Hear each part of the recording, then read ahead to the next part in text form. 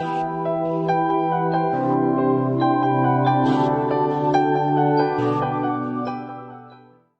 and welcome back to my channel. This is Aloy from Horizon Zero Dawn. Horizon Zero Dawn is easily my favourite video game at the minute, and Aloy is one of my favourite video game characters of all time. She's my favourite character partly because she's so relatable to me as an autistic person. I don't think she's autistic herself, but she has definitely got a lot of traits that I think would be relatable to a lot of autistic people just like me, so I thought it'd be worth going through them in this video.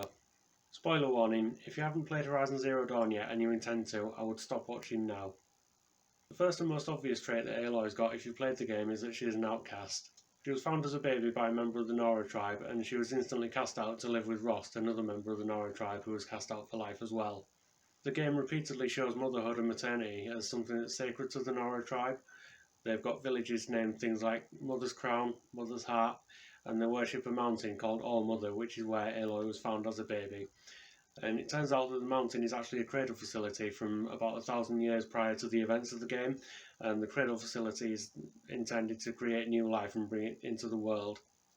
So Aloy was found as a baby with no sign of a mother, no sign of a father, or any parental figure at all. So the Nora tribe took this as a curse on them, and the matriarchs cast her out to live with Rost for the rest of her life. It's made clear in the game how being an outcast affects Aloy negatively, and this is something that I and a lot of autistics can relate to. We feel outcast by society, and this causes a massive disconnect between us and the general population. Rost is actually one of the most decent and honourable characters in the entire game, which makes it ironic that he's an outcast, and he raises Aloy to be the same way, with honour and just human decency. And I think this mirrors autism because we're often honourable to the extreme.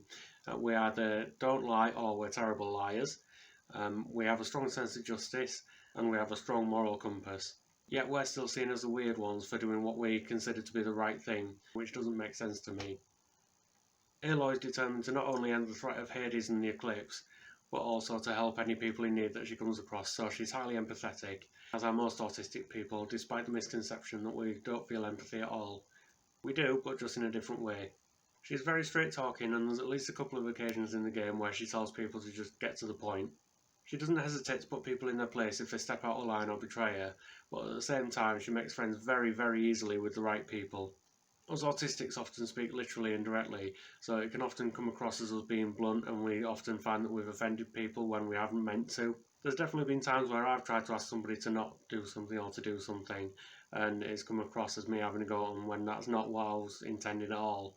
We autistics understand each other more because we've got very similar communication styles, so we tend to get on better because of that.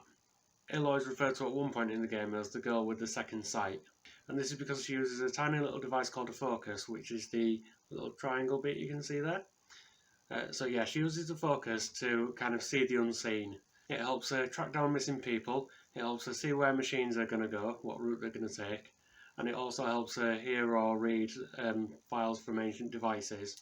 Even though it's probably not intentional, this could very easily be seen as a metaphor for the heightened senses that autistics often experience.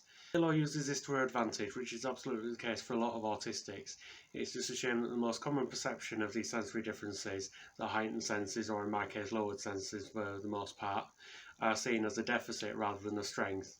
So there's just a few reasons why I find Aloy very relatable and very likeable. There are other reasons non-related to autism. She's just a generally good and likeable character as a whole. If there's any traits of autism that I might have missed, then please let me know down in the comments below. And don't forget to like, share and subscribe for more weekly autism content from me. Thanks for watching, I'll see you next time.